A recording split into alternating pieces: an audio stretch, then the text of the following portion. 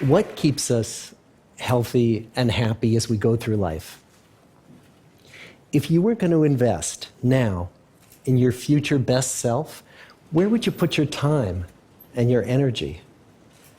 There was a recent survey of millennials asking them what their most important life goals were. And over 80% said that a major life goal for them was to get rich. And another 50% of those same young adults said that another major life goal was to become famous. And we're constantly told to lean into work, to push harder and achieve more. We're given the impression that these are the things that we need to go after in order to have a good life. Pictures of entire lives, of the choices that people make and how those choices work out for them, those pictures are almost impossible to get. Most of what we know about human life, we know from asking people to remember the past. And as we know, hindsight is anything but 20/20. We forget vast amounts of what happens to us in life, and sometimes memory is downright creative. But what if we could watch entire lives as they unfold through time? What if we could study people from the time that they were teenagers all the way into old age to see what really keeps people happy and healthy? We did that. The Harvard study of adult development may be the longest study of adult life that's ever been done. For 75 years, we've tracked the lives of 724 men. Year after year, asking about their work, their home lives, their health, and of course, asking all along the way without knowing how their life stories were going to turn out. Studies like this are exceedingly rare. Almost all projects of this kind fall apart within a decade because too many people drop out of the study, or funding for the research dries up, or the researchers get distracted, or they die, and nobody moves the ball further down the field.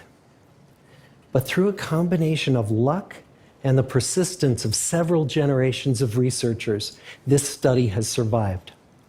About 60 of our original 724 men are still alive, still participating in the study, most of them in their 90s. And we are now beginning to study the more than 2,000 children of these men. And I'm the fourth director of the study. Since 1938, we've tracked the lives of two groups of men.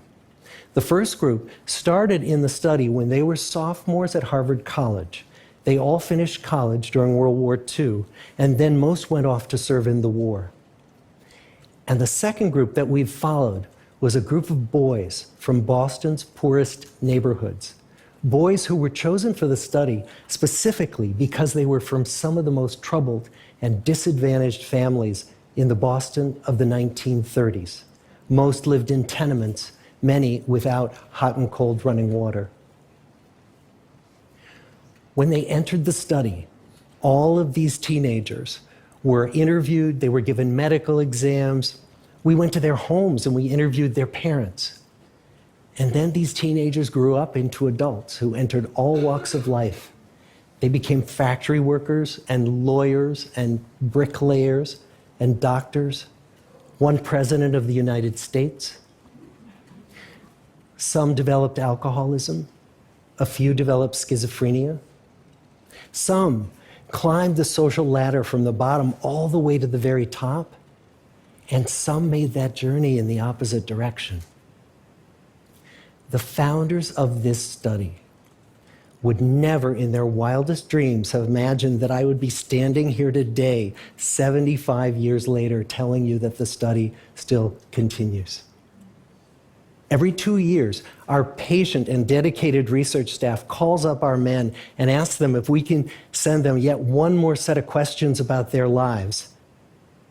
Many of the inner city Boston men ask us, "Why do you keep wanting to study me? My life just isn't that interesting." The Harvard men never asked that question.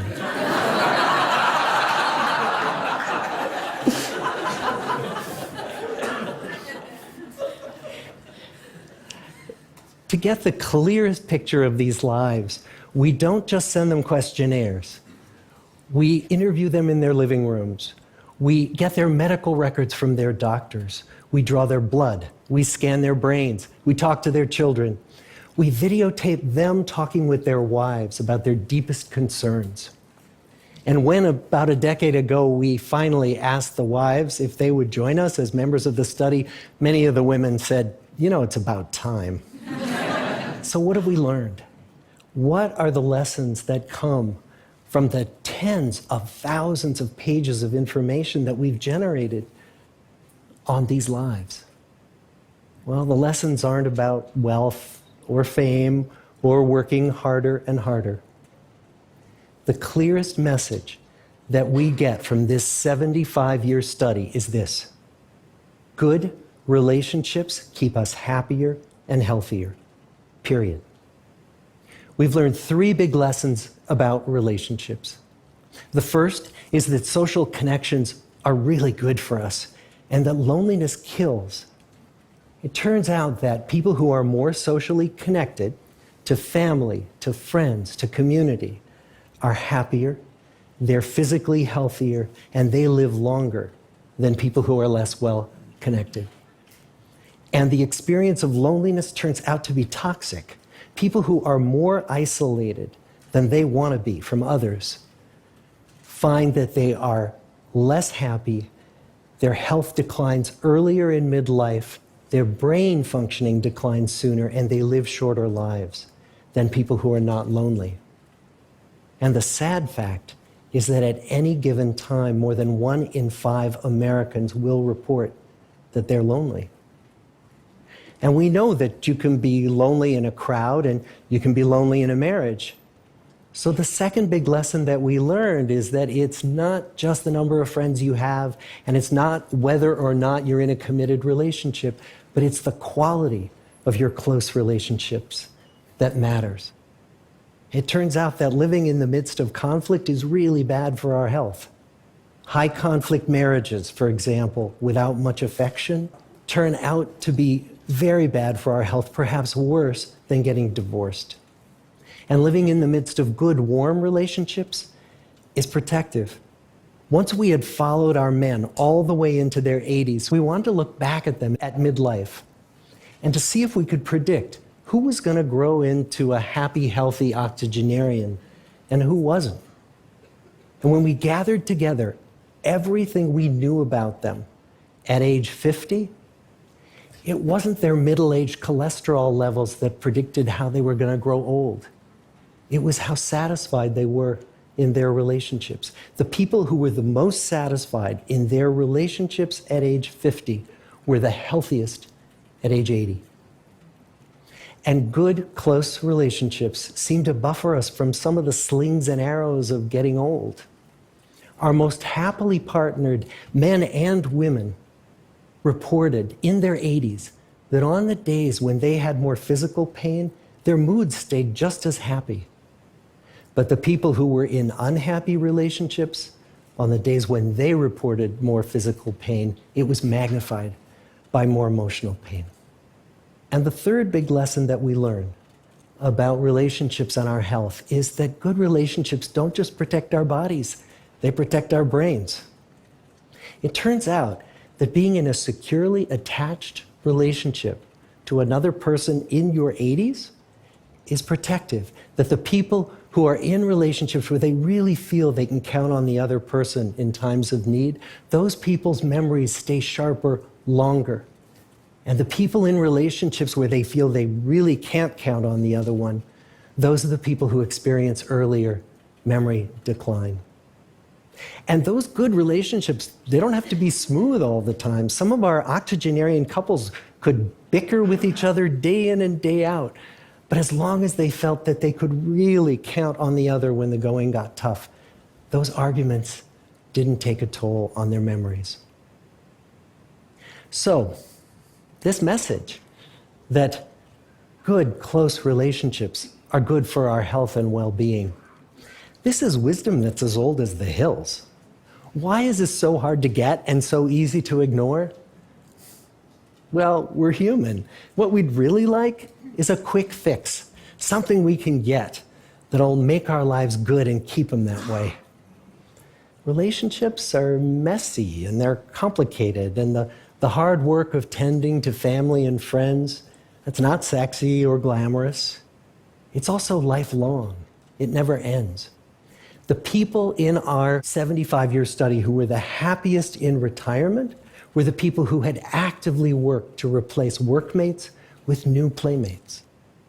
Just like the millennials in that recent survey, many of our men, when they were starting out as young adults, really believed that fame and wealth and high achievement were what they needed to go after to have a good life. But over and over these 75 years, our study has shown that the people who fared the best were the people who leaned into relationships with family, with friends, with community. So what about you? Let's say you're 25, or you're 40, or you're 60. What might leaning into relationships even look like? Well, the possibilities are practically endless.